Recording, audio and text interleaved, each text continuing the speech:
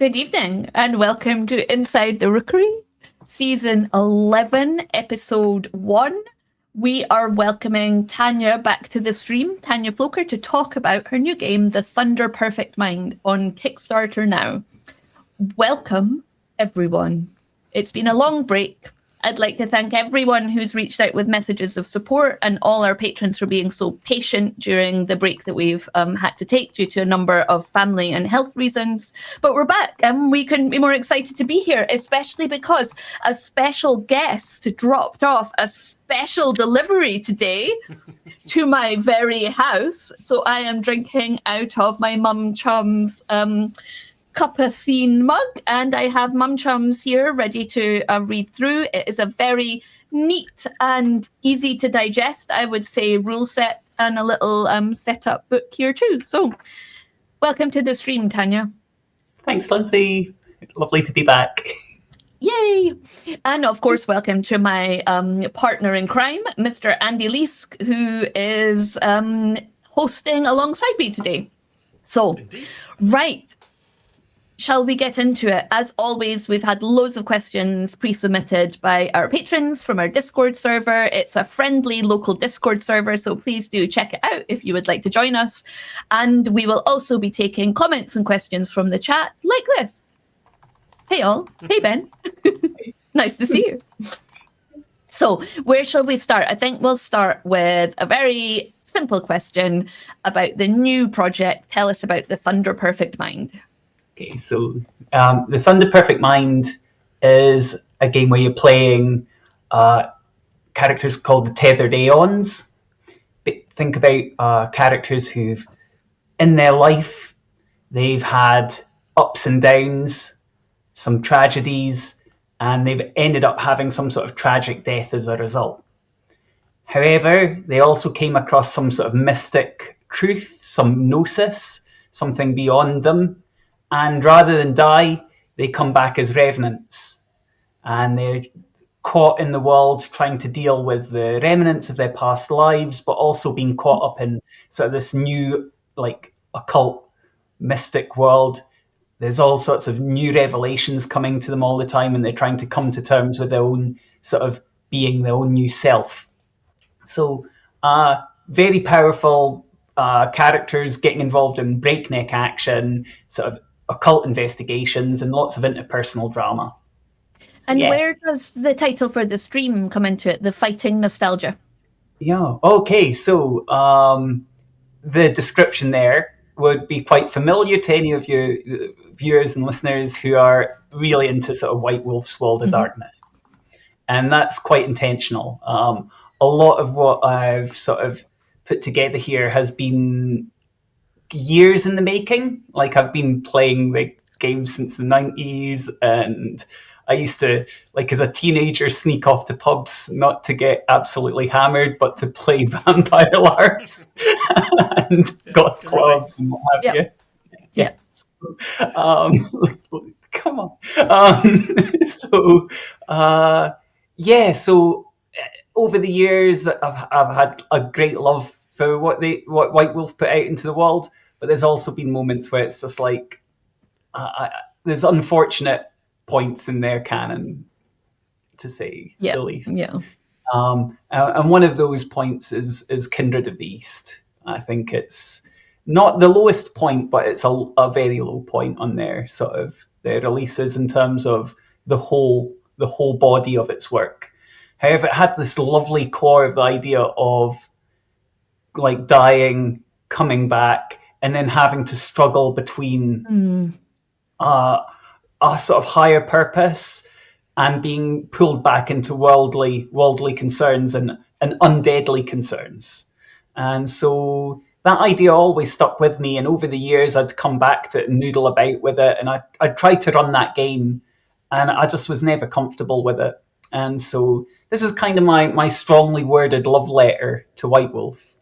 Yeah, that concept of the struggle for balance or lack of in Kindred of the East is very different to the Western view, that if you played Western paths, which were very much like, to begin with, bad and good, you're struggling between bad and good, and it was much more simplistic and maybe until they developed more of the paths, but originally I think it was a little bit more it's simple to understand. I kind of find that the sort of exceptionalism that was put in place was always the most jarring. Well, one of the most jarring points of it was just like you're in the East, you're in the West. Like these are political categorizations. Yeah, These are sociological. Like I can see, like, I trying to read with good intent. You can see folks were trying to do something that they thought was good after seeing some Hong Kong action cinema and some anime. Like, that's and it's a shame that that's what happened from my perspective. I'm not sure I don't know what was happening in White Wolf's offices with the writers. I'm sure there'll be people out there that will talk about it firsthand, and I'll look forward to hearing about that. In fact, that's maybe a whole aside, but that's the one part of sort of academic tabletop roleplay game writing and documentary making I don't feel like we've really seen yet, like what was going on in the 90s boom. But yeah, I'd love to see. Yeah, so I've got a lot of fun feeling and personal nostalgia for that. What they were doing, and I want to sort of question that in this game response and in the game that I'm making, because a lot of what we're seeing at the moment is we're seeing lots of reboots, lots of nostalgia, lots of trying to play on the past being some good time rather than the past being rubbish, and so I don't think it's either of those things. I think the past is just the past. Absolutely. So. Yeah, when I was at uni, I studied one of my courses with the psychology of adolescence, and the very first part of that course was just newspaper articles, essentially, or people talking, essentially going back to the Roman Republic, complaining about teenagers and adolescents and how they were the worst that they've ever been. And like that's always stuck with me. But everything's like that. You look into the past and you remember the good parts if you're so inclined. But I've said a lot, like, in very many ways, the world's never been as good as it is right now. I feel like maybe the 90s, like the Matrix had it right, but certainly everyone feels like that. Post 2016, I think we can all agree things maybe went a little bit downhill after 2016, but yeah. Yeah. But what I was going to say is, I think people have to understand the context, and we're actually going to have a question about this later. The context of creative production in the late 80s and early 90s, that you couldn't get an instant response like you could today. So if you were making something about a culture that you maybe didn't know as much about, your methods to find out about it were more restricted. Your access to people who could give you diversity reads, who could give you feedback was more limited, and the speed of response was more limited. And so I think today things could be reacted to more quickly. Yeah, maybe. Well, it's interesting to think about, like, how teams are composed, what created it, like what conditions we were all in. Like it's really easy to I like if you're reading an older like piece of fantasy or science fiction, and it's using archaic, like what is now archaic use of the language, you kind of have to like sit and retranscribe it in your mind to what you understand. And so I think we're always doing that to a greater or lesser extent. So yeah. So your last game was a slice of life, Mum Chums. What prompted this very different direction? Well, I think all my games have sort of swung in wildly different directions. This is the thing. It's Mum Chums is very different to like Solstice, which was folk horror, which was very different to The Connection Machine, which was surrealist science fiction, which was different to Lo Thy Dread Empire, which is like grim dark wargaming. Like I have on the surface of things, if you're looking at the content, the sort of like settings and what have you, my games all have very distinct playgrounds that they're in. However, I would say that there's a sort of a thematic core or some sort of I'm really interested in games as a place we can look at connection and disconnection between people, how we connect, how we disconnect, and create interesting like emotional landscapes sort of that we can play within. Like there's this idea of alibi where we're playing a game and we're playing characters, therefore we have an alibi to act out with the norms of our day-to-day lives, or to think about things in different positions. And I think that when we're doing sort of like a fantasy D&D-esque game, you've got the permission to go from that game to go roving about with a sword and shield and bows and what have you, and do that sort of hijinks and high adventure. And Mum Chums gives you the permission to sit within the sort of like the sort of kitchen sink daily drama of life that you've maybe not experienced, or that maybe you have experienced and you want to sort of like talk about in a fictionalized sense to help understand the feelings around it.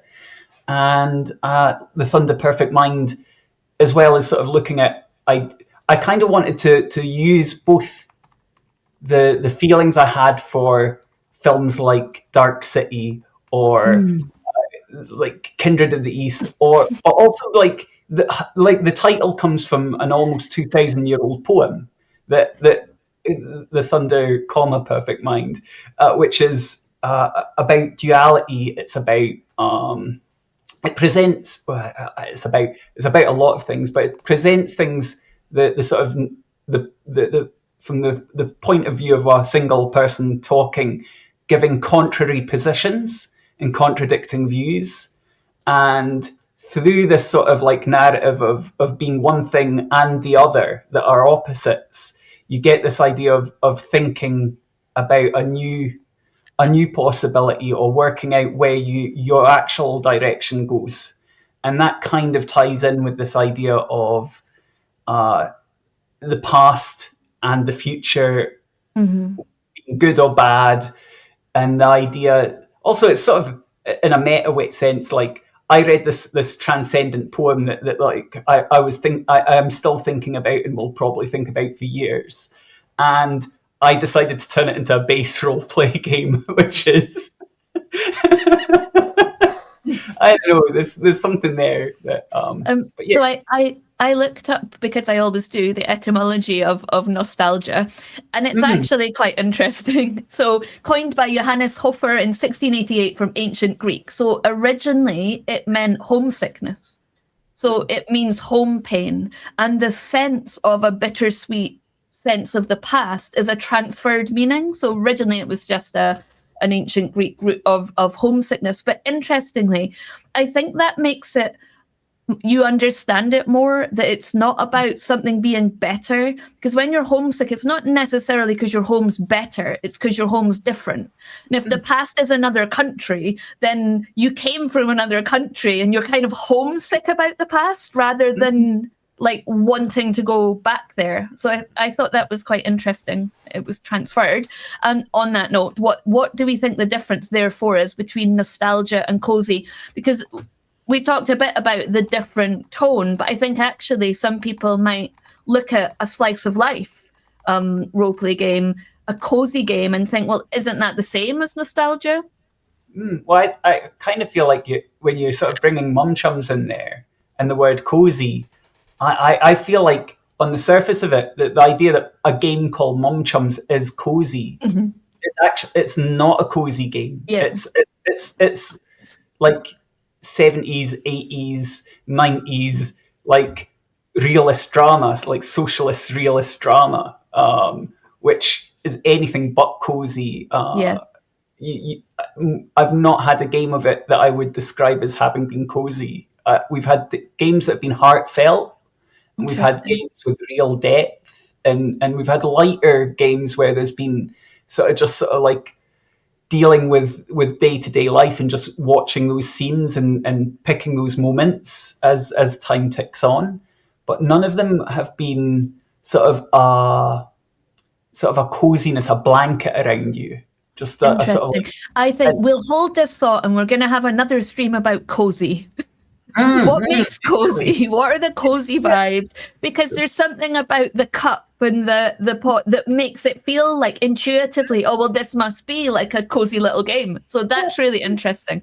We're going to come back to that. Yeah, I would say even just the rhyming in the title, kind of, I think contributes to that. But yeah. And I think this is an interesting contrast with nostalgia, because again, you talk about like this look to the past. And is that nostalgic? Are we doing it in a nostalgic way, in a way that we're wanting to bring that past to now? We want to relive it, or are we wanting to be critical of it? Are we wanting to look at it? And like, are you going back to your nostalgic past and then seeing it more truthfully, or seeing it with different eyes?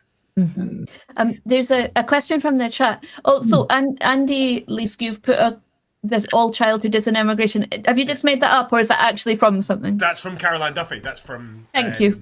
Originally by Caroline Duffy. Yeah. Okay, so clearly I hadn't had an original thought. It was Caroline Duffy's thought, but that's pretty good company to have that thought. Yeah. I mean, that's what I thought, since we're talking about poetry a little bit as well. Drop a little poetry in the chat. Why not? Yeah. So this stream is about fighting nostalgia, but do you reckon a smidge of nostalgia baiting has its place? I hope so.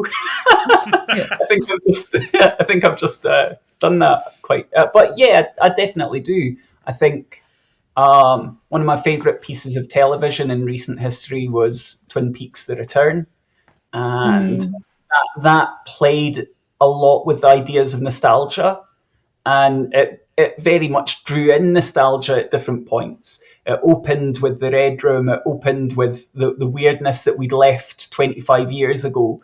And then it changed into something else. And some people got very upset about the different emotional landscape it played in. And then sort of 17 episodes in, it has Coop, like one of the main characters, giving the thumbs up and he's back. And you like, I felt this sort of swell within me that was like the pool of emotion that was being caused by that, and I was like, but then it sort of smashes it with a hammer quite thoroughly, and the way in which it played with the nostalgia that people had for something, and the sort of, I think that Frost and Lynch understood what they'd created before, and understood the culture that had grown up over the years. And so, yeah, nostalgia baiting has its place, for sure. Yeah, so She-Ra, I really like the new She-Ra. Amazing, right? And for me, a really great mix of nostalgic for me, because I loved She-Ra when I was a kid, and new and vibrant and representative, and my kids could like find themselves in it. They found me in it. I'm like the lady with the claws. Laurie's cat trap. Like, we just, all of us found something in that. Obviously, like, there was people online who hate anything that's not, exactly the same as it was. And interestingly, He-Man, the film, is getting exactly the same kind of reaction, which I just have like literally zero time for.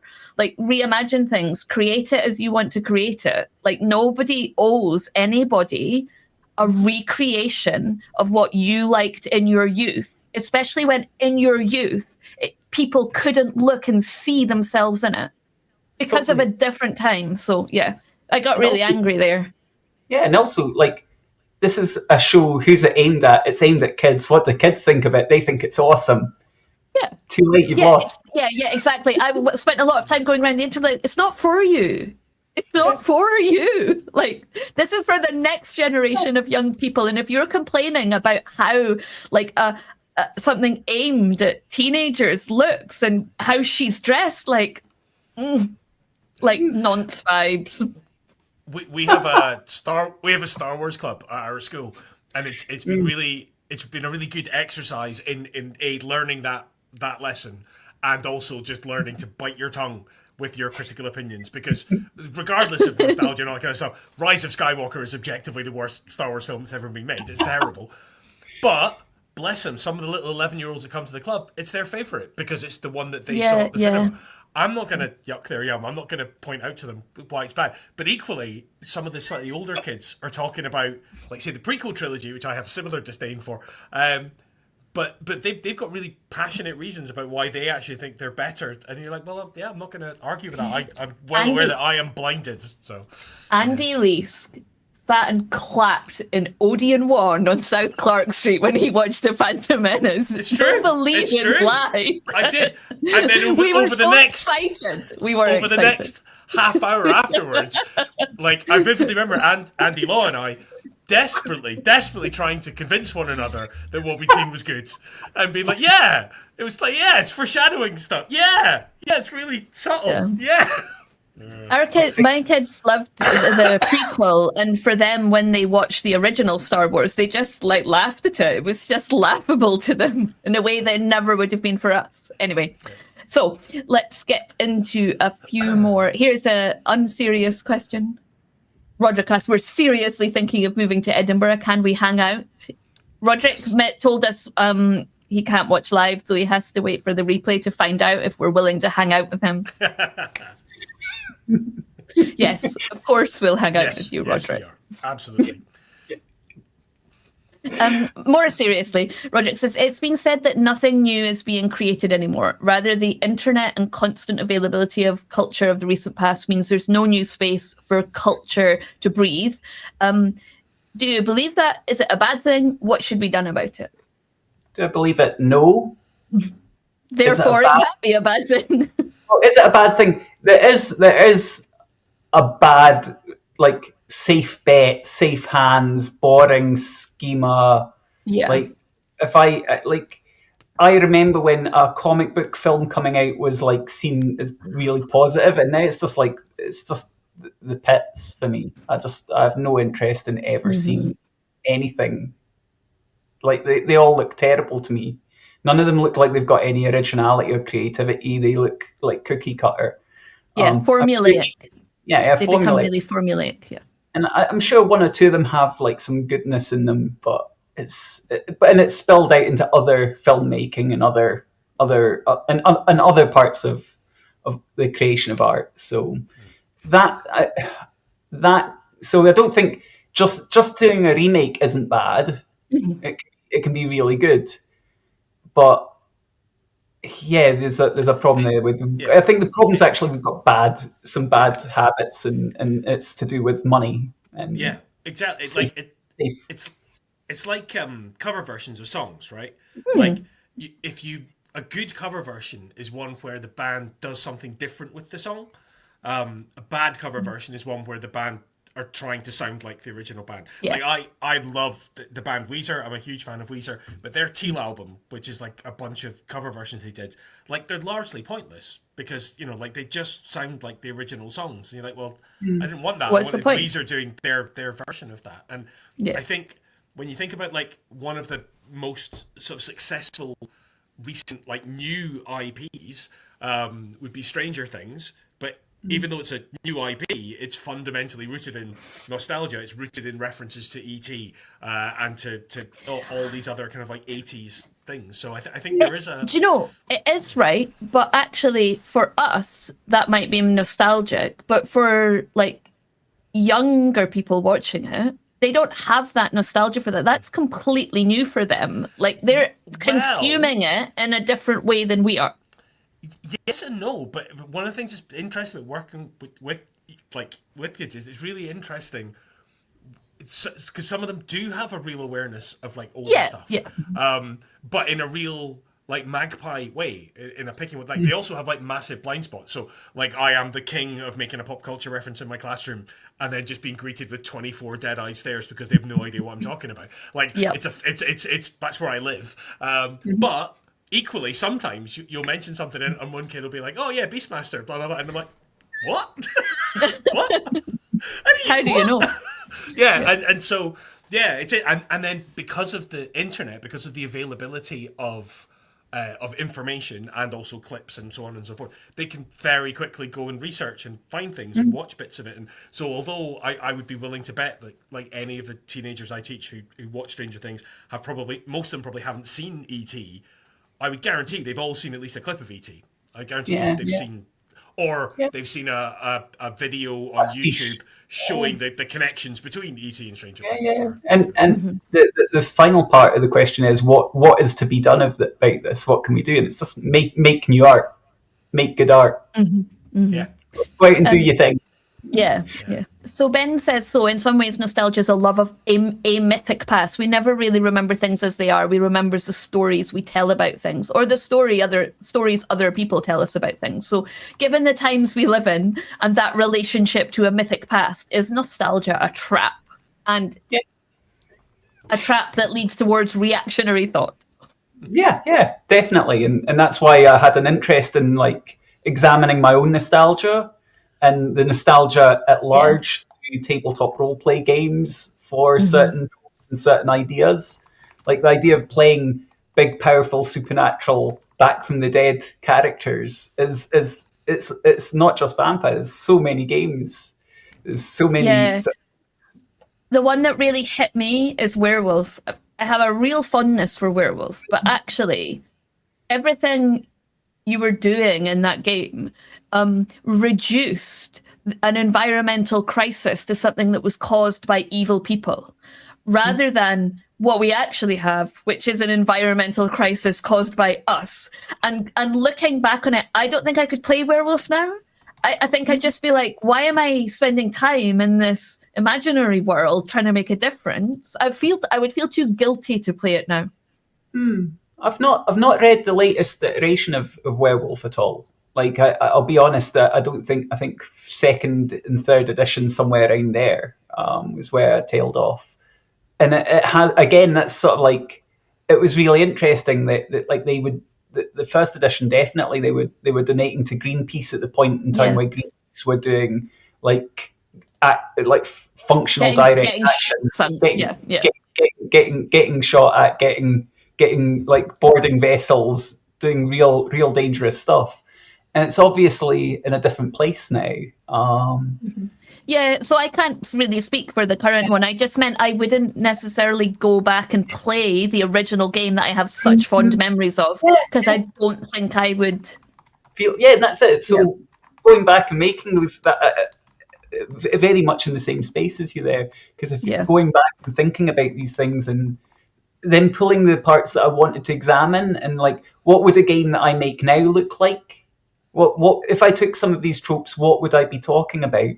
And I think the characters in the game, like we're talking about this in very sort of high up theoretical, almost meta terms. Like you are playing these powerful characters running about. You've got like tethers that are tied to your past, life tethers that are tied to your current supernatural world. And you're going and these things are meddling in the plot as it's unfolding, and you're trying to examine them and find out about them. And the way in which the system works is sort of flipping. People are playing like truths that take the sort of ideas that you had that were established or thoughts you had, and it takes it all off in different directions. So taking a little bit of a cue from Fate or from Houses of the Blooded in that sense of sort of like someone's playing something, there's a whole things go off in a new direction. So yeah. So Martine asks, what core elements of nostalgia do you think are worth tackling when attempting to break free of it? And I guess, how would you subvert it? Like, what would that look like in a game? Oh, well, I guess there's a band I really love called Martha, and they've got a song called Please Don't Take Me Back. And it's about like looking back at the old days, and then it's sort of like then turning around and going, wait a second, no, those days were really bad. It's bad in the old days. Don't take me back there. And so it's that sort of idea of like understanding we can have a fondness for the past and still sort of recognize when things have to change, or recognize that it's not something we can get stuck into, not to become dogmatic about the past, I guess, not to become mired in it. No, sorry, please. Oh, I was going to say, and always sort of like we've just been talking about, like listening to the kids about something like that. That's part of it, isn't it? So understanding that you're now not at the cutting edge of youth. That it's worth listening to a whole range of voices and being. I think a core element is like privilege, because when people are like, oh, it was better in the X time, I'm like, well, for who? It might have felt better for someone who looked like you in the 50s or the 40s, or like when do you want to go back to? Do you want to go back to 19th century Britain because you really love child labor? Do you love people not having a vote? Like, what is it that you want to go back to? Talk to me about that. Don't just be like, oh, it was better in the, like, what, in the 50s when there were sundown towns in the US and black people couldn't drive down Route 66. When is it? When is this mythical time? And what is it about that mythical time? So I would definitely call out privilege as a, like, why do you think it was better in the past? Would it really have been better for you? Because for all of us, it probably would have been shit in the 19th century. Like, I don't think I come from landed gentry or generational wealth. And I think this is the idea. It's like, even if you go back within my own lifetime, like, if you put a nostalgia towards sort of the 90s, like there's a big 90s nostalgia. In the 90s, like, I was brought up by a single mum, and there was just wall to wall, absolute horrendous media about single mums. Yeah. My dad was on the dole, long-term unemployed, and there was just like that didn't end in the 2000s. That carried on. Like, my dad found work, but eventually, like that idea, those ideas have totally influenced my outlook. As I can remember, like the idea that what we're told about the past is how we should believe it, and what's reported about the present is perfectly accurate. I'm always a little wary of. Too many times I've seen with my own eyes, or been told by people who were at events firsthand, how different they were from how they get commonly portrayed. So, yeah. And Martin asks, do you feel it's worth bringing the idea of fighting nostalgia to other RPGs? And if you did, how would that manifest? I think that's up to other RPG designers. Yeah. Really. If it's a theme that interests them, they should go for it. It just interested me on this, so I don't think it's something that should be in a game, but like, everyone will make their own art. Let's see what happens. Yeah. It is quite interesting to think about what is nostalgic about X game system for you, and how would you make it fresh the next time you played it. I do feel that there's something interesting in that, not as necessarily a designer, but as a player or as a GM. Yeah, and I think it's interesting to see, like, I think just the past month we've seen Toon like refunded. We've seen some older games over the past few years getting reprints, and sometimes that I feel like that's useful because some lessons of the past are good to bring back. There's a lot in some earlier games that people ascribe to later design trends that actually go all the way back to the 70s. But sometimes it's I feel a little more to do with making the money from these sort of books. And so it's interesting that I think it's better for us as people who enjoy role-play games to maybe just think about the nostalgia we're engaging in these acts, and where it's worth. As always in the chat, we do have our Horus Heresy question. Don't worry if you don't know the answer to this one, or you can't think of one, because I've got you covered on this one, as I always do on the Horus Heresy question. So Mr. Mike asks, on a scale of Tanya to Floaker, how much nostalgia baiting is in the Horus Heresy, and should it have less or more of it? Well, it's really interesting, because I was at an Easter con years ago, just as the Horus Heresy books started coming out. I think there was only this first one by Dan Abnett was out, Horus Rising, and the second one was just about to be printed. And there was me and 3 other people got a chance to sit down with Dan and a couple of other authors and have a real, I think it was like an hour and a half chat. Mm-hmm. So it was interesting to hear. At that point, the plan was to have 3 intro books and 3 outro books by the same authors, and then maybe a couple of books, 2, 3, 4 in the middle. Like the initial plan there was a lot smaller scale than we've seen. And So yeah, how much is it nostalgia baiting? I think some of it is, but some of it is. I think it's gone beyond that and become its own Yeah. self-fulfilling machine now. The Yeah. 30K industrial complex, I guess. I don't think it's nostalgia baiting for us. I think it's, if you imagine that those stories are what's told in the 40K world, I think it's full on nostalgia baiting for them. That's not how it happened. It wasn't like that. Is my take on all of the Horus Heresy material, is it is filtered through the Imperial machine propaganda, and therefore it is full on nostalgia. You cannot believe any of it. It didn't really happen like that.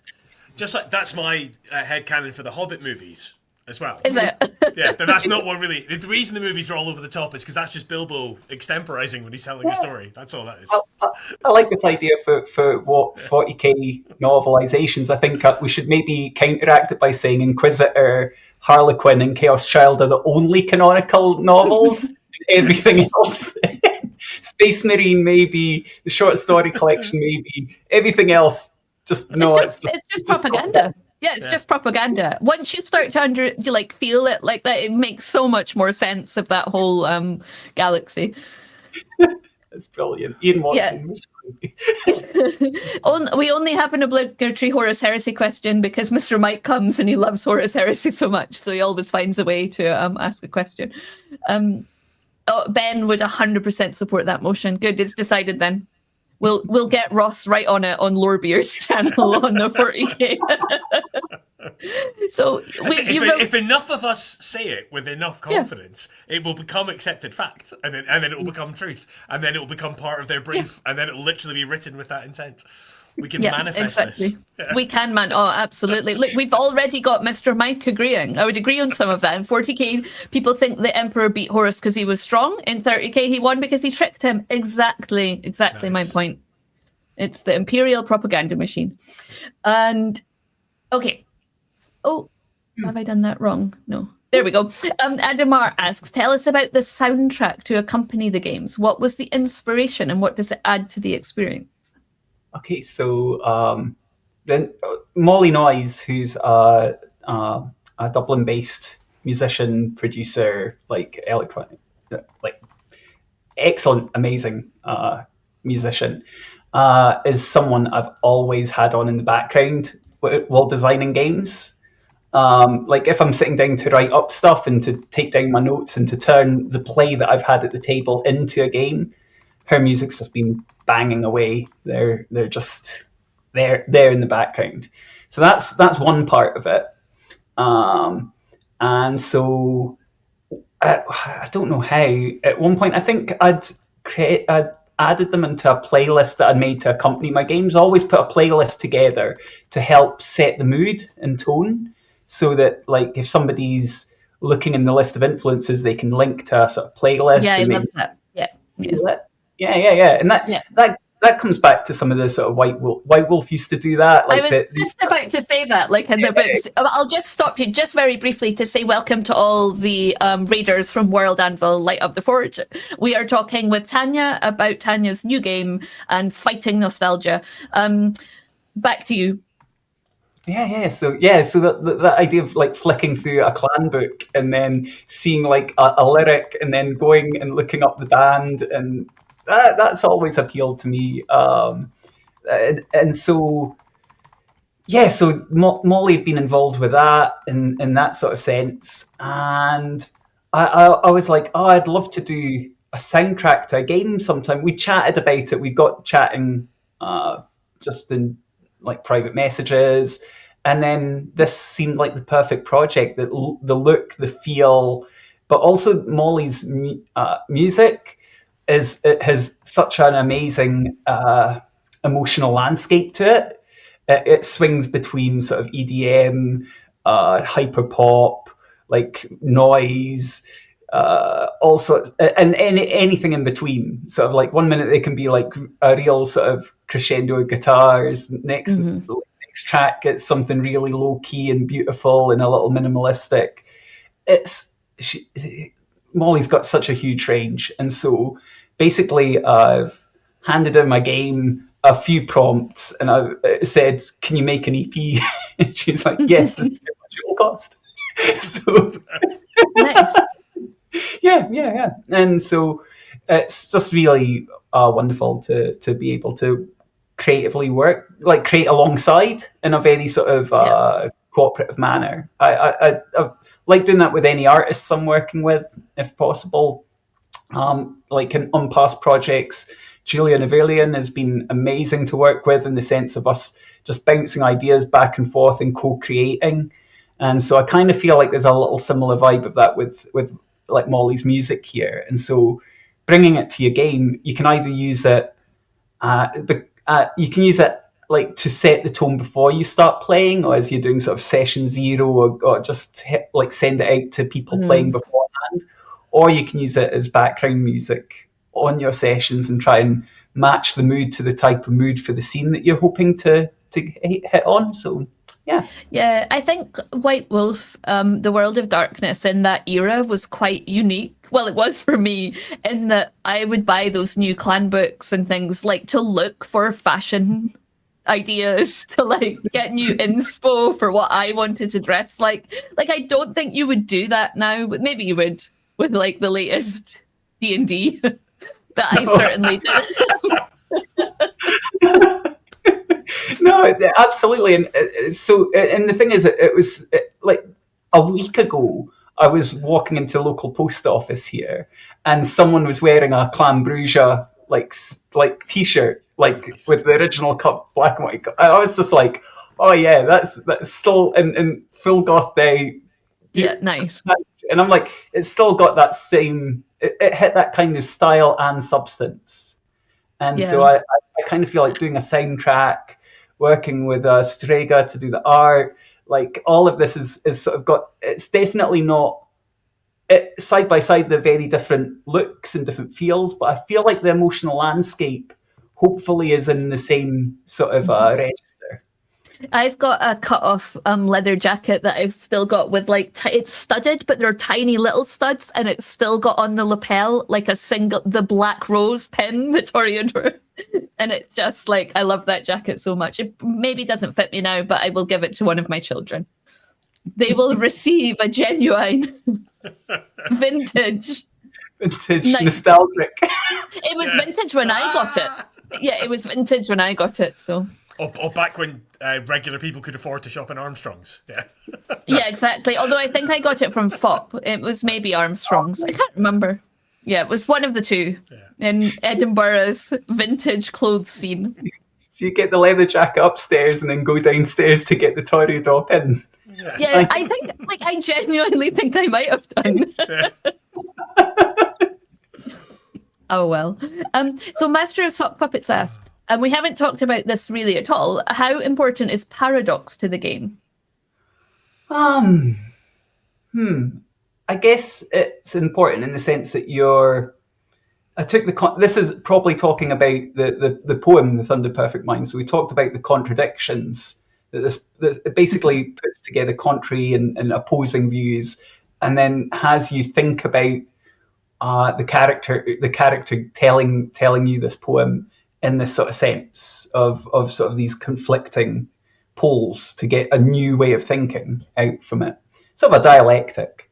And the game itself uses something similar to aspects from Fate or from Houses of the Blooded or like other games in that sort of family tree.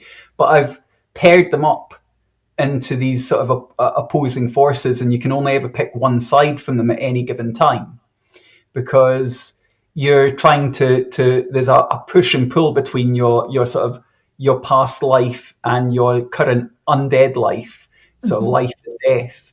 There's a push and pull between the sort of like the notions in you that are more sort of destructive or warlike, or like seeking peace and seeking sort of comfort, and the sort of the push and pull between sort of your higher vision, the thing that sort of actually if you held on to this, you could find your way through all these paradoxes and all these sorts of tethers holding you to the world, and the oblivion that sort of that sort of like dark little impulse in you that's sort of pulling you back. So and wants you to fail.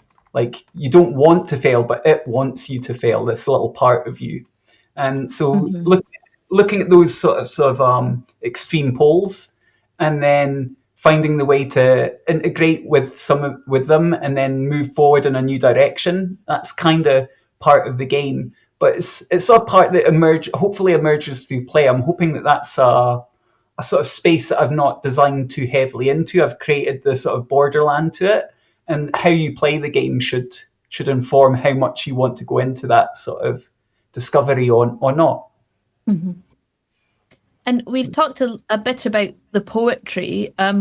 Should we just talk a bit more about poetry as a feature of the game, and also tell us a bit more about the inspiration, the poem behind the game?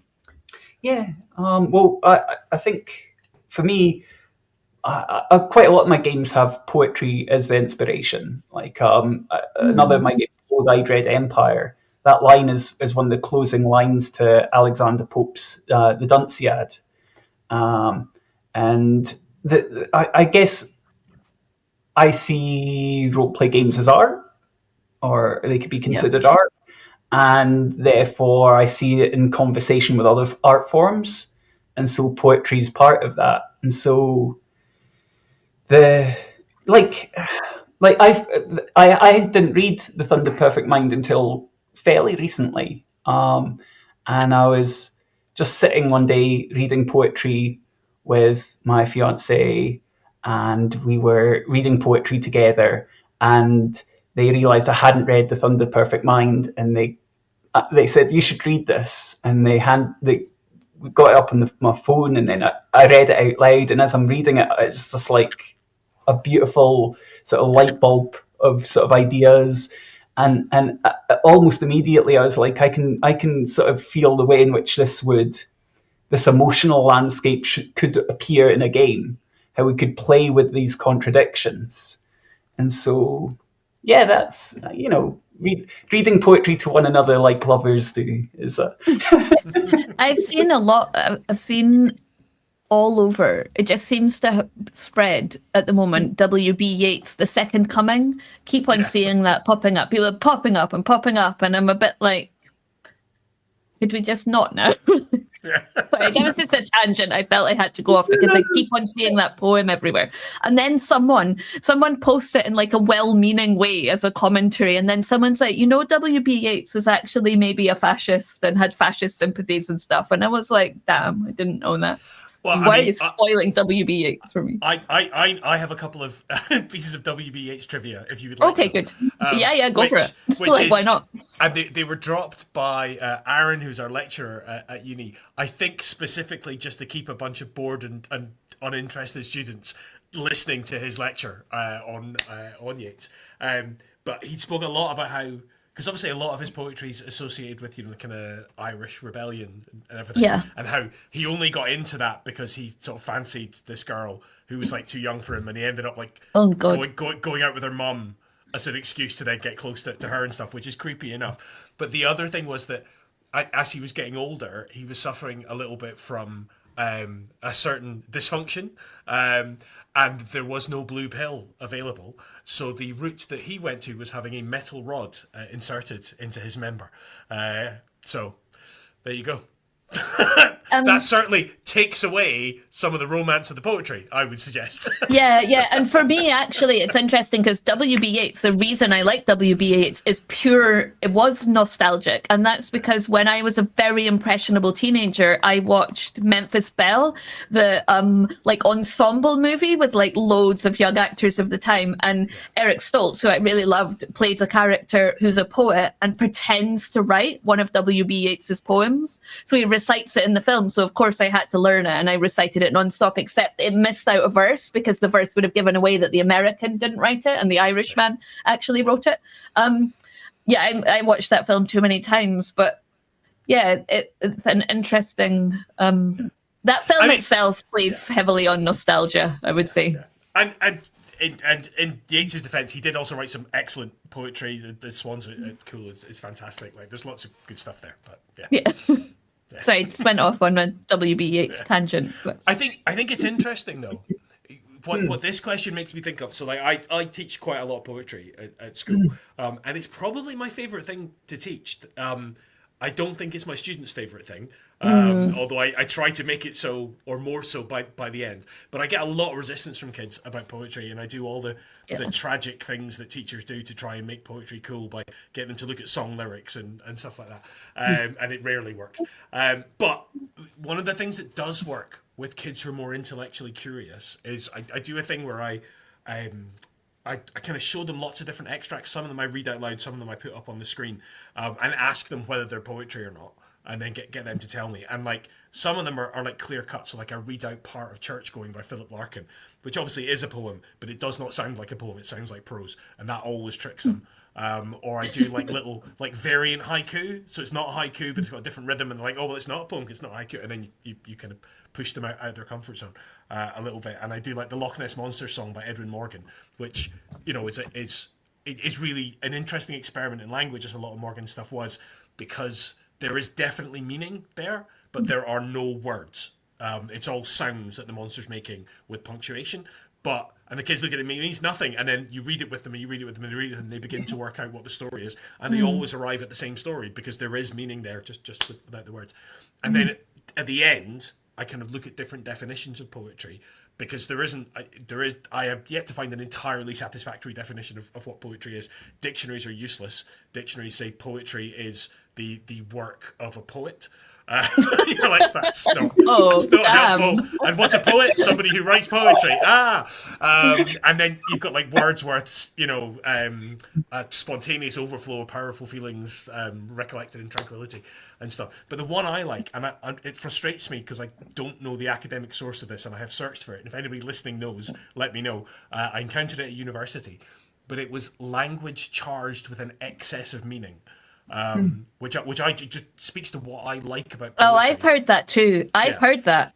Maybe from you. Maybe for me. I do say it quite a lot. Damn.